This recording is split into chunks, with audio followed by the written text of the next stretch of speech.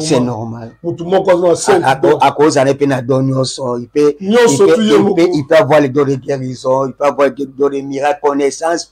Ils ont un ministère mobimba. Mais les dons, ça s'accueille. Il ne peut pas que ça payer. Est-ce que vous avez un prophète? Il n'y a pas de prophète dans notre pays. Il n'y a pas de prophète dans notre pays. Nous n'avons que les gens qui ont les dons de la prophétie. Les gens qui ont les dons de la prophétie. Papa, il n'y a pas de prophète. Nous n'avons que les gens qui ont les dons de la prophétie. Pour ne pas commettre le parler la langue n'est pas donné à tout le monde. Yes. Et puis c'est pas nous soutenir. Ils ont une particularité. Mais dans le centre de formation, ils ont parler la langue. Ils ont une école pour parler la langue. Na katia Kishasa Iyana. Na Bible exacte.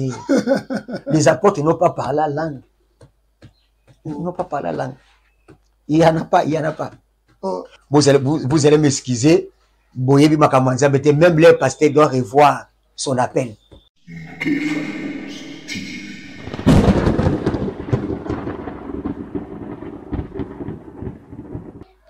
Mote mingi na bandeko balandi nyonso ya Ngefa News bisika wapi bozwami na mabota pe na mikili mobimba tika kolo tata Nzambe azanga te kopambola bino mokolo mwa lelo nadi ke boze ebele na etando ike na bino na émission na bino bozelaka à tout moment esa bino bi awa nde tobetaka vérité si vérité vérité oyo etali makambo mai politiki ya mboka na biso mai ecclesia ya mboka na biso tika Nzambe azanga te kopambola bino tika napesa mbote na bai oyanga bai oyanga na sima kamera Peteremi Bobwa otobengaka mutu na libandi poza Ibrahim ensemble pour Christ Zamba Pambolo apôtre Kokobosobi Nzambe azanga te kokanisa yo vraiment bisika wapo ozwami yo mutu ozo préparer molulu ana mois novembre était kala mingi te Ngefa News to kitawana pona kozwa mo ba image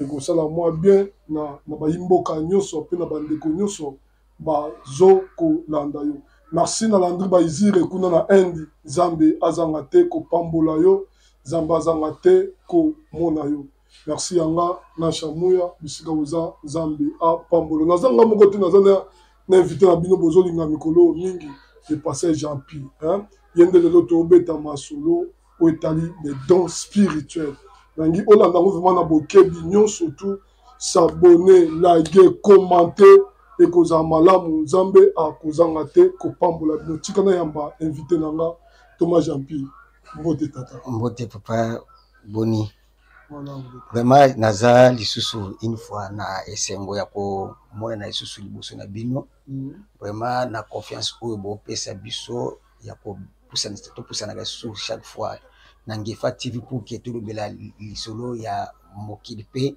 lisolo ya liloba ya Nzambe nazo pesa Nzambe merci premièrement pona bolamu pe bolingo na ye pe na pesi yo moko mbote merci mingi pe na pesi ya biso dete na sima ya kamera ba mbote mingi Nzambe na lola asala grâce parce que ce qui biso tozo mona na boeza grâce na ye vraiment Nzambe asala bolamu mingi pe nazo pesa merci mingi na batu nyonso balandaka biso na ba commentaire na bino na ba suggestion na bino et ça la biso bien pour que bisika oyo toza mona capacité to bongisa pour que à la prochaine toya ka koyebisa bino oyo zali malamu pona liloba na Nzambe pe na pesi sous merci na République démocratique mobimba mbote na pesi yanga pe bandeko nyonso mbote Nzambe na lola a pambola biso merci Nzambe lola a pambola bino wapi sika bozami yango parce que Benjamin akenda wapi vraiment akenda wapi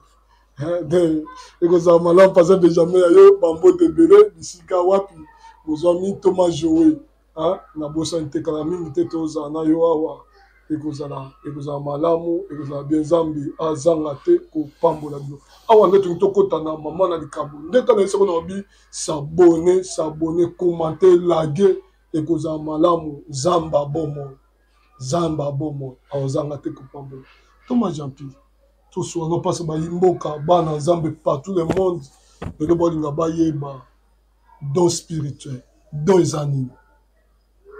Ok, nzambe azwa lokumu apambola biso. Vraiment avant na kota nazo senga na abonné mingi na kati ya Ngeva TV.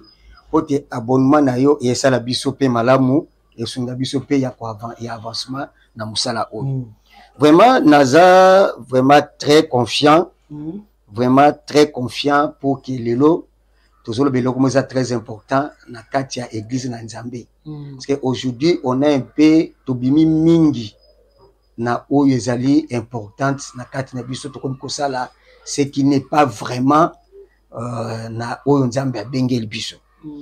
Quand tozo parler de dons spirituels, dons spirituels n'est pas commencé quand apôtre zalaki na Pentecôte. Mais le don spirituel a commencé dès l'Ancien Testament.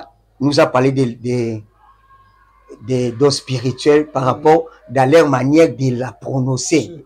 Ok. N'a pas ça moi une petite briefing sur les dons spirituels.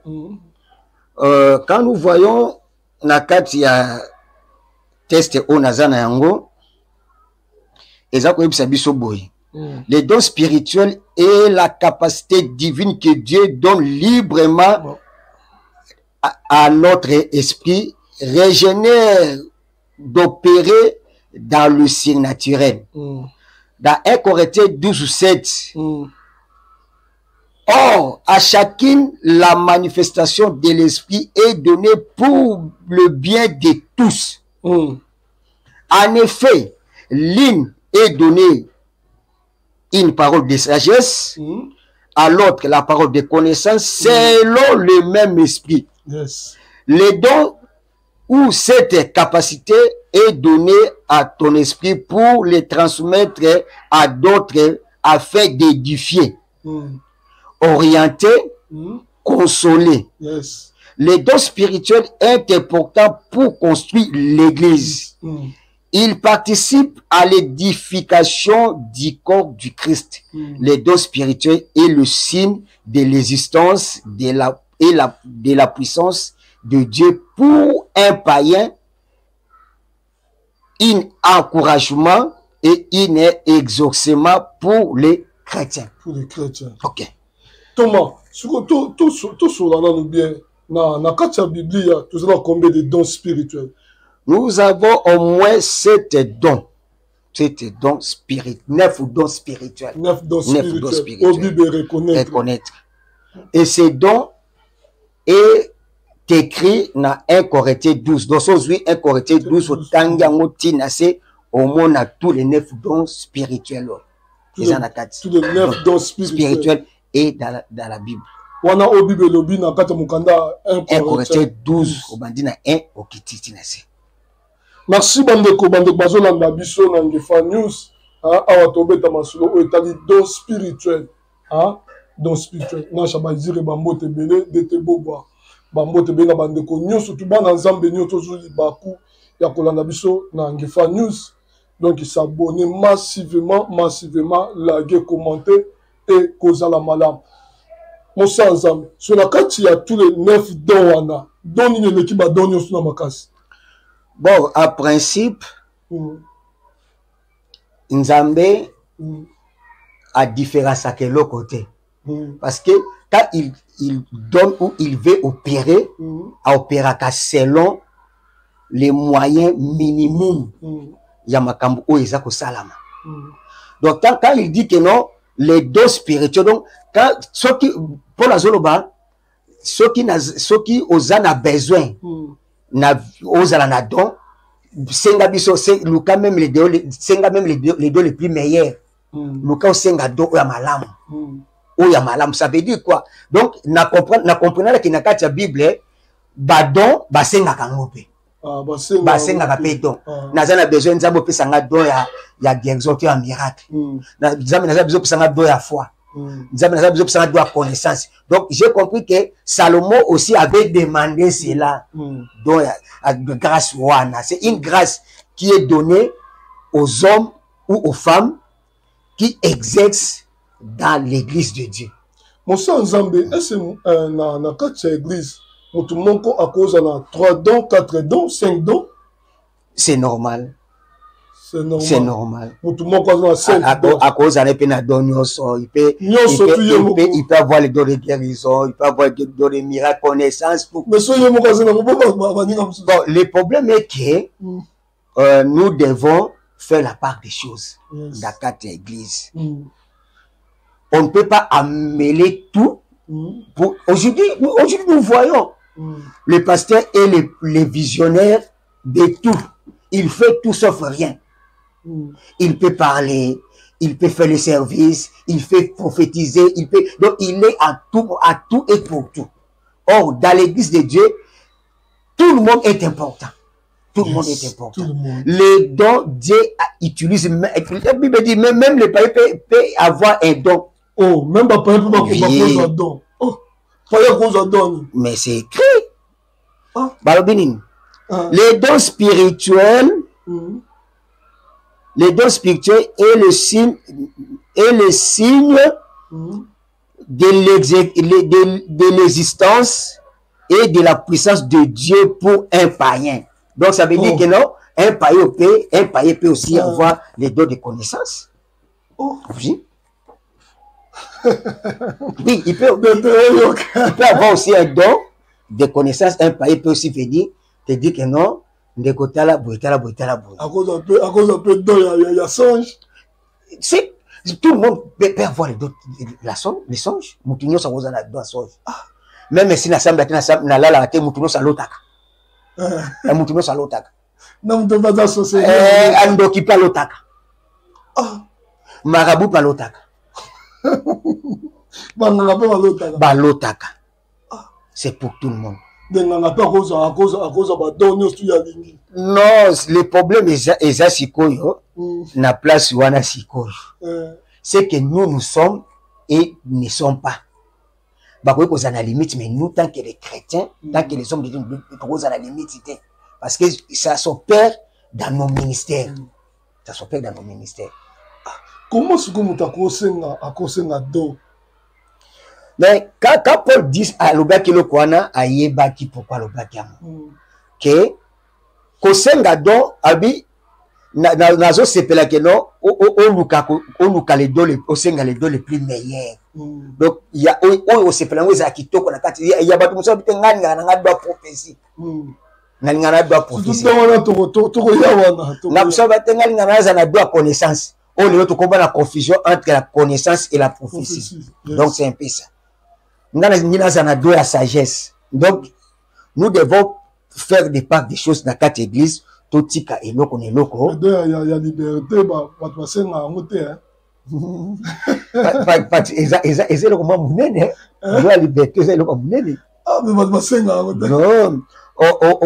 pourquoi? Mais avoir la liberté dans tout et de faire la liberté, c'est prophétie, c'est exactement. Oui, tout ça n'a pas prophète, puis tout ça n'a pas prophétie. Surtout on parle de la prophétie. Mais on dit comme si de la prophétie est un mal l'église mobile. Mais aujourd'hui, de la prophétie est remplaçant par prophétie. Donc, comme on a dit, Moutaza n'a pas prophétie comme un prophète. Dans les quatre églises. Parce qu'aujourd'hui, tout le monde veut être prophète. Tout le monde veut prophétiser à l'église. Mais mon sang Zambé, Moutaza n'a pas prophétie. Il y a un prophète. Non, il y a différence entre prophète et avoir les dons. Un prophète, c'est lui qui prédit.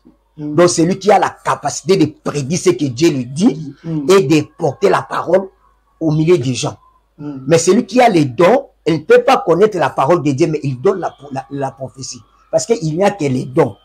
Les dons, ce sont des choses qui sont venues pour que quelqu'un exerce dans l'attitude ou dans l'endroit où il est. Merci Balandi Yangefa News, merci Nadike. Boze Bele, Bozolanda, Thomas Jampi, Tikete Nzambe, Apambola Bino, Bisika, Nyonso Bozali. Non, tout le monde Nzambe passe Bandeko, Bazolanda, Biso, Baza, besoin Bayeba, dont il y a prophétie, et ça, la rôle dans la église. Bon, la Bible dit, les dons de la prophétie, c'est pour l'édification des saints. Les dons, faites attention, keba, donc, et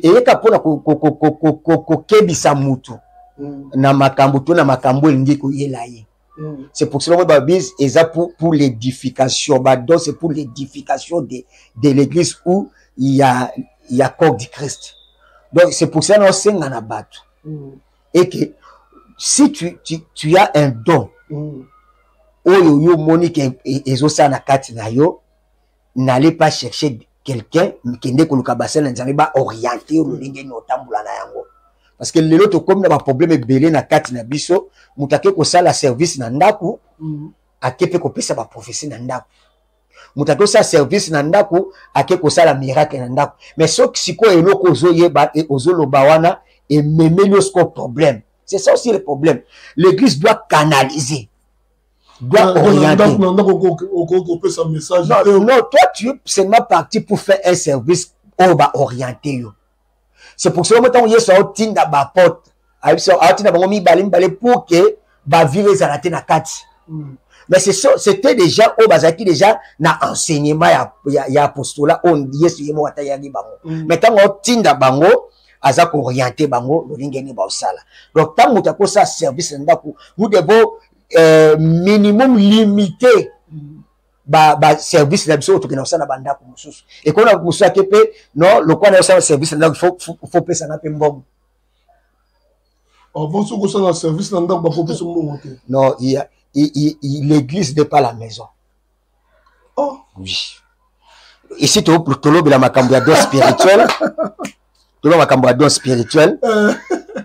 Donc nazo senga na batu bebele na basali na nzambe ba lokali ba ebisa biso ba laksa ba na nzambe différence entre les dons spirituels na prophétie parce que les dons de la prophétie est différent na mutazali prophète. Les autres comment la confusion parce que un mutazana doit prophétiser comme les prophète de l'église et tout le monde l'appelle prophète azo c'est la peine à moi pas azo prophétiser. Non, la prophétie et les dons c'est deux choses différentes.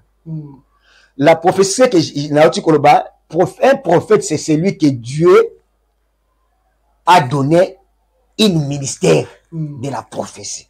Voilà, c'est un ministère mobimba. Mais les dons ça s'accueille. Mutu pa ko senga ne payer nango. Ce ka saka na humilité pe na ko nzambe.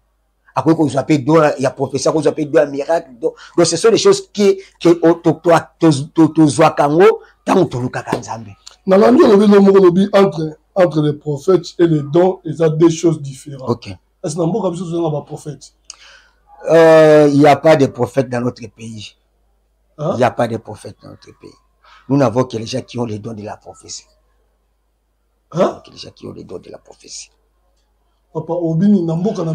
Il n'y a pas de prophètes. Nous n'avons que les gens qui ont les dons de la prophétie. Même un grand prophétique peut hasard. Non, il n'y en a pas. Il n'y a pas, dans la Bible, il n'y a qu'un seul grand prophète qui est Jésus. Le seul grand prophète qui est Jésus. Même la Bible, parmi les gens qui sont nés de la femme, il n'y a pas un grand comme Jean-Baptiste, hein? Mais la Bible dit, que non, il n'y a qu'un seul grand qui est Jésus. Oui. Un prophète. Non, il y a dans d'autres pays, il n'y a pas un prophète. Il n'y a pas un prophète. Merci. Bon, on a 9 dons spirituels. Est-ce que tu connais les dons spirituels? Les 9 dons spirituels est partagé à 3 catégories. Yes. OK. Tous ces dons spirituels est écrit dans le livre de 1 Corinthiens 12. Les dons de révélation. Donc, la première chose, les dons de révélation. Nakatia 2 à révélation, la Bible dit c'est une activité où quelqu'un peut garder ou guider. Nakatia nous allons voir la parole de la sagesse des connaissances et le discernement de le spirituel. Discernement spirituel. Donc, esa catégorie. Donc, quand on parle de la révélation, on sous-entend directement que non, ce sont des choses où Dieu peut venir chez une personne, il lui dit et il lui révèle quelque chose pour qu'il puisse venir édifier l'église de Dieu. Yes. Parce que la parole de la connaissance, ça vient pour édifier l'église. La sagesse aussi et le discernement. Le discernement, ça vient quand quelqu'un parle peut-être de langue. Quand il n'y a pas le discernement, on donne l'explication. Si quelqu'un vient avec la prophétie, sans explication, c'est lui qui a les dons de discernement, il vient, il te dit que non, voilà ce que tu as dit, voilà ce que Dieu veut, voilà ce que Dieu veut que tu fasses. Donc c'est ça, la première catégorie, il y a dons spirituels et il y a dons des révélations. Le deuxième est le don de puissance. Quand on parle des dons de puissance, nous voyons la guérison, don de la foi, don de guérison et les miracles. Ce sont ceux qui englobent la puissance de Dieu. Parce que celui qui n'a pas la foi, il ne peut pas faire un miracle. Dans la foi, tu as un miracle. Pour faire celui qui n'a pas la puissance, il ne peut pas guérir quelqu'un. Celui qui n'a pas le miracle, qui n'a pas la puissance, il ne peut pas faire un miracle. Donc, toutes ces choses est catégorisé au don le plus qu'on appelle la puissance de Dieu. Et la troisième, c'est le don de l'expression. Grandi et glorifié. Le parler à langue, l'interprétation des langues et la parole de la prophétie. Merci. Toi, c'est une personne qui te vend dans Wana. C'est quoi?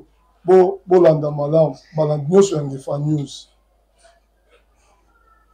Moussa Nzam. N'a-que Olobi parler à langue. Parler à langue est un don. Parler à langue est un don. Mais il y a d'autres. Il y a d'autres qui pasteur qui parler à langue. Bon, pour ne pas commettre Baku, le parler à langue n'est pas donné à tout le monde. Yes. Et puis c'est pas battu nous soutenir. Ils ont une particularité. Mais ça donc à cause de l'Europe. Naloba qui ne bandel do basengaka. Mais la manière où tu as exercer lelo dans nos églises, les dons de langue, parler à langue là, ce n'est pas ce qu'on autoyebi. Parce que la Bible est pour la Sabiso, ce qui mutazo loba langue, ce qui n'y a pas un interprète avant la kimia. Mais on est ensemble. Mais tout ça se fait dans l'église de Dieu. Nous sommes dans un endroit pour nous prière à langue. Non, prière à langue, mais je n'ai pas vu quelque part dans la Bible, on a dit qu'il y a une prière à langue. Prière à langue n'existe pas. Tozali na prière, Bible la prière c'est un dialogue entre Dieu. Na ko kokota na pe na ndako na chambre na vandi mutu pa yeba te ke na bonde la nzambe. Donc pour que batu ba ke na bonde la ka na bonde la langue. Na oganga batu bazoka ke na zolo ba langue. Non, je m'adresse à tous les enfants de Dieu et les hommes de Dieu. Nous devons faire attention entre langue autre. Toko ko ya pe ko na lo ba langue mais na lo ba langue bandokia. Oui. Parce que les diables aussi parlent la langue. Oh. Oui. Les sorciers aussi parlent la langue. Ils ont leur langue au balobaka. Mais par la langue, ils ont prié ils ont même un dialogue. Non, nous ne devons pas confondre les choses. Je n'ai jamais vu dans la Bible Moïse, Esaïe, les prophètes qui sont passés. Un prophète a dit que non, je parle la langue. Non, sur la langue. Le parler à la langue, tu vas trouver origine nango, tant les apôtres, les Saint-Esprit quitté le bango, ils ont parlé à d'autres langues. Ils n'ont pas parlé à la langue, ils ont parlé à d'autres langues. Donc, balobi maluba o batubazo yoka. Le comment non, moutake na centre formation, ba la tsependenge baluba parler la langue. Et on a une école pour la sabato. Et ça na école ba la tout comment parler la langue. Na kati ya Kinshasa Iyana. Presque dans toutes nos formations théologiques. katema que ça do ya on a ça bango non kotangisa mutu na kosenge pa nzambe c'est différent pourtant moi je le bakelo to senge to senga donc kosenga ngote kotangila ngo classe parce que ce ko kotanga classe dans l'étike na kotanga maman va au marché donc mutu no sabi que maman va au marché donc le ko la ba otangisa biso ngo c'est que nga na yebi o na malobo nga na zolo ba yo poko lo bango maloba oyo zolo ba yepa ko lo bango donc toza na biso pa ko lo baka maloba moko et l'eau que changer te oyembi moko aye abwaki langue moko okoyoka ngo pa batu bakomi kubwaka bwakole koyemba yemba toza komema batu donc lelo koma pe omona un centre azomba abandi koyemba bandeli tisuka kana langue c'est pour coédifier nani to mutu pas zoka makambo tozolo bate donc je ne sais pas tozo zawa tozo kende na makambo ya nzambe oyo toza ko détruire les makambo ya nzambe au lieu de bâtir makambo ya nzambe. Parce que nous allons juger par rapport à nos actes. Les dons spirituels est donné pour l'exorcisme, pour l'édification des saints dans l'église corps du Christ. De Thomas Jean-Pierre au boy prière à langue. Prière à langue n'existe pas, papa. La Bible est athée. Les apôtres n'ont pas parlé la langue. Ils n'ont pas parlé la langue. Il n'y en a pas, il n'y en a pas. Moi, j'ai dit ce que la Bible dit. Nako ke nilibanda langue tena nazolo ba obible ça le ko ba bieza don c'est que mutu muso ko za na don mutu muso ko za na opete beza peka forcément il faut kaka na loba na langue il faut pas kaka donc je peux avoir langue na ko za na dona je peux faire ça mais si je n'ai pas je ne peux pas de va passer ba loba langue te ba senga ngo non ce n'est pas donné à tout le monde ngala ko loba na message na déjà ko sama comme na sala il faut kana loba na langue pour ba sepela. Parce que le comment ceux qui mutazo le la langue c'est qu'il y a na bonne santé que les kamutazo ba langue te lelo oui aza connecté que batu non ya nataka emoko ça me et pesa ngana mawa na souci et que bato ba yebi makamwa nzambe ba sabilo kwa boy toza ko dérouter donc dérailler bana na nzambe na façon o que tomi bango même na perdition bana nzambe lelo nyoso bakomaka il faut na yeba langue kobondela la langue donc bazupe batie na kati ya mito ya bato ke no parla langue ezali eloko mo c'est important ce n'est pas important oh c'est important c'est important te pour que ngana dialoguer na nzambe il faut kana lo ba langue non donc quand je cherche à parler na nzambe naza ko bondela na nzambe pour que nzamba yoka onga na zoloba siko tango bondela na langue mutaza pembelo te ayoka nini donc bondela na bato nazali na frère moto na frère mon église ça va tout modération mais ban soki abandi langa wa donc osakana te mais je me pose des questions donc mutu ayoka nini donc nous devons faire le part des choses na makambo ya nzambe bisika kozala na do ya langue luka ke qui est un interprète pour que epesa édification na kati bon suko interprète azate vanda kimia. C'est biblique, vanda kimia papa. Vanda kimia. To me makabana na nzambe na kobunga te. Na obunga te. Na ko bana ko baka ba ti da silisi pia na lobini. Pota ko ba ezaki obi misamo ba bosko oya ko mababa pamba. To ça l'attention surtout na parlons en langue. Paul alobi il a bien alobi bien et que s'il n'y a pas un interprète to vanda kimia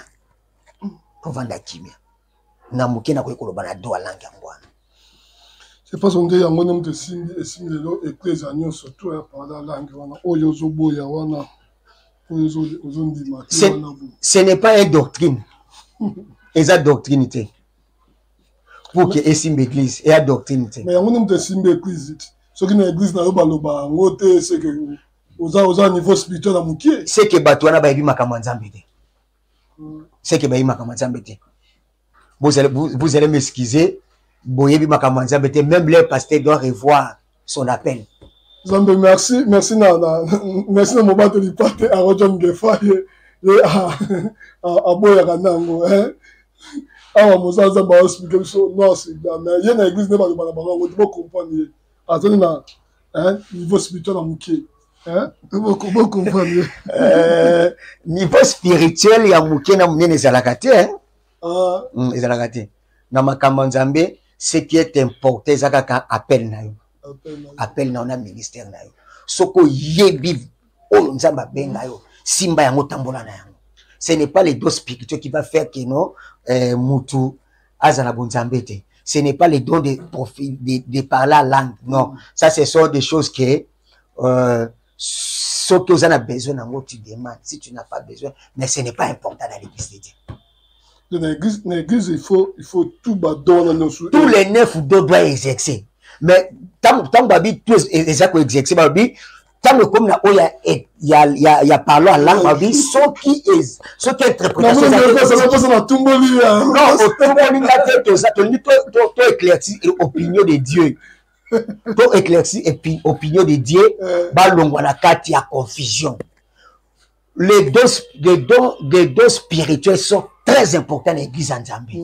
C'est pour l'édification, c'est pour nous orienter, c'est pour nous donner les lignées. Mais il doit être canalisé. Donc le pasteur doit canaliser les dons dans l'église de Dieu. Il doit canaliser ça. Il faut canaliser. Nanyo se faut canaliser, mais na parla langue ceux qui interprètent azate bo vanda kimia bo lobate. Donc parla langue e bombaka e bomisa batu na église. E bomisa na bakambu nyos e bomisa batu na église. E bomisa batu na église. Je vous en prie, botika oyo nzamba alobite ba beza donc si tu veux faire ça et l'autre ce que ça donne.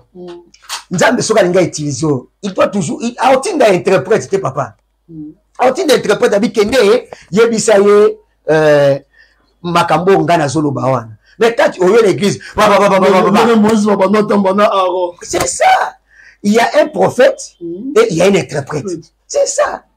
Quand Moïse a zoloba la langue Aaron interprète, c'est ça la cohésion. Vandakimia, c'est que ça ne vient pas de Dieu. Ça ne vient pas de Dieu. Les autres ont commis beaucoup plus théologue n'a parlé la langue que tous les dos spirituel. Parce que beaucoup ont quelque chose de théologie, le langue. Au lieu de pas en ensemble, mais il préfère aller apprendre les dons en langue, parler la langue. Pour nous manga wapi. Non, t'es à peine la langue t'es.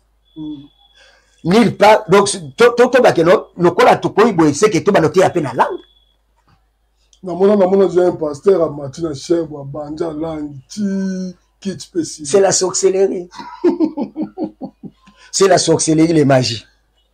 Parce que, babi, chaque chose a son temps. Comme dans ma prédication, il faut que tu aies abattu où ils ont écrit. C'est ça. Merci Balandinho sur Yangefa News. Moussa Nzambe, n'a tout question, mon passe Bandeko Batuninga, na shaba izira bando tunanga ngo bandanda ko beso na kutena yo na tunu mutuna wana. Ese Nzamba ko koloba mikolo nyoso tout pe chaque jour. Naloba moi mukesi rango la prophétie Dieu peut parler na moment il a parlé na Isaïe Nathan il a parlé avec le prophète Nathan il a parlé avec Jérémie Nathan. Donc ça veut dire que non ce qui la prophétie to koloba prophétie chaque jour les années dit que non to komoko sabana nzambe to komoko sabana nzambe.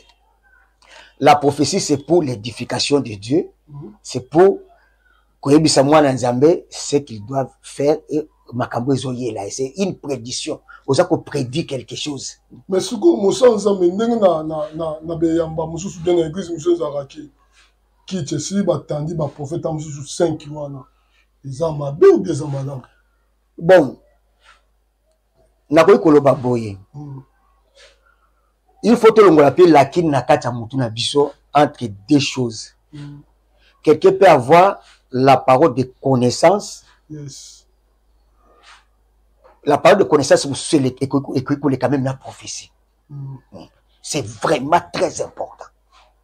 Et là, nous sommes dans la parole de connaissance, ce qu'il y a liboso, on a besoin parole de connaissance, on dit que non, nous sommes à la prophétie. Parole de connaissance, donc c'est un don. C'est un don. C'est un don de Dieu. Et ça parmi les 9 dons. Et ça parmi les dons de la révélation. Donc quand déjà on parle des dons de la révélation, c'est que Dieu peut révéler quelqu'un par la connaissance. Donc c'est très important. Tout différencier du lot. Donc j'ai compris que beaucoup de prophètes parlent par la connaissance. Ça la connaissance. Moza pour un grave parce que tu le vois bien prophète. Non, il n'y a pas même un. Il n'y a pas même un. Bazate. Si on a l'église, basala kawana to bien Bazakana doit il y a parole de connaissance. Il doit parole de connaissance. Doit parole de connaissance. Ils ont prophétie, ils ont parole de connaissance. Parce que parole de connaissance na prophétie. La parole de connaissance na ko ba no lobby. Mais même les dons et la prophétie, ils allaient loko onzamba yaka pona orienter mutu. Des paroles de connaissance ko le lobby chaque jour na loba. Parce que ça que non na osunga par rapport à état oyoza nango. Na ye natal museza natalo ka bwe na comprendre natangi ombala moko. Natangi yo. Ne ba mona ba no be yebso ke no munde komoni talabo. Soko salibo mona nzamba osunga yo. C'est la parole de connaissance. On a connaissance de natalo ka bwe. L'attitude na yo. Nzamba pas respirer. La personne parole la connaissance. Mais la prophétie, c'est sur les choses qui viennent de Dieu, directement de Dieu. D'autant que prophétie Zoya, n'a pas qu'on même pas mon konzambo kana ebise que non, makambosa les amabe, bongisa. Na okaki ndeko moko azoloba na bona tanga kombo azoloba ke nazolaka mokonzambo ka prophétie. Et que mokonzambo ka za na mandat ya 27 ans. Azolaki est prophétie, azana mandat 27 ans. Mais bato ba travailler na ye, mandat na ye ezala réduit. Je me suis posé des questions na mboka oyo toza na démocratie. Et ça constitution est là. Et ça na benyango c'est un faux prophétie. Un faux prophétie. Tout le monde est fondé. Par rapport il y a mboka, par rapport il y a évolution. Parce que dans le monde, dans les États-Unis, Obama a Trump que na moni nzamba yebiso ke osala mandat osala 10 ans de mandat. Le président ko yebise ke netite ozoko sanga. Parce que la constitution a biso 2 ans mandat automatiquement oza écarté. Au postuler sous 3 ans et 4 ans. Ce n'est qu'en Afrique tellement nous sommes bornés, soifés. Ndo mona katozala kandengo ata ba ko biso beti maboko weba ba yebisikelo kama longa mais c'est un faux prophétie. Un faux prophétie. Merci de mandeko nyoso malandi yange fa news bisika bozoni tikete nzambe a pambola biso. Thomas Jampi awande tozokoma na suka sokeza ya kobeta mbela na ecclesia pe na bana nzambe pe na baninga no basa nzambe nino ko loba na bango à propos etali don. Bon. Pona makambo ya don na osenga na basel na nzambe to localiser ba don na kati église et to salake emema édification na kati église. Parce que lelo to komi na confusion na makambo oyo parce que tout le monde veut alingi kaka azala kaka na do soit ya prophétie surtout don oyo bomi église lelo eza do ya prophétie. Nous devons vraiment faire attention na bato basaka na do ya prophétie. Akoyi ko boma pe église na par rapport ya don na ye. Pe akoyi pe ko bongisa pe église. Nous devons canaliser ba don wana c'est pour l'édification de l'église et du corps de Christ. Ce qui n'a bina zoa moi verset otanga parce qu'on ne peut pas terminer ces choses ça pourtant otanga verset mon côté pour to soukisa. Aujourd'hui 1 Corinthiens 12 1 Corinthiens 12. J'ai 1 Corinthiens. 1 Corinthiens 12. Ok. Na sauté. Bon, on a 11. Un seul même esprit opérait toutes choses, les distribuant à chacun à particulier comme il veut. Car comme le corps est un et a plusieurs membres, et comme tous les membres du corps, malgré le nombreux, ne forment qu'un seul corps, ainsi en est-il un de Christ. Nous avons tous en effet été baptisés dans un seul esprit pour former un seul corps, soit juif, soit grec, et soit esclave, et libre et nous avons tous été abreuvés d'un seul esprit. Donc, et ça, moi, verset on a tikeli biso bandeko, méditer en autant au comprendre, au nzambe, alingi ko ibisa biso que Dieu vous bénisse. Merci, Mambo, tu as un numéro de téléphone, na bandeko nyoso bazuli baku ya kunanda yo. Ok, nazo pesa liboso nzambe merci pe na pesi yo merci pour la confiance oyo zo pesa nga pe na pesi de kona biso Dede Bobo na sima Kabera pour na image kitoko oyo azo bibisa biso chaque jour tango nyonso toza na présence na esika oyo pe nazo pesa merci na président Ngefa bisika zali pe nazo pesa nazo senga na yo oyo zo landa biso s'abonner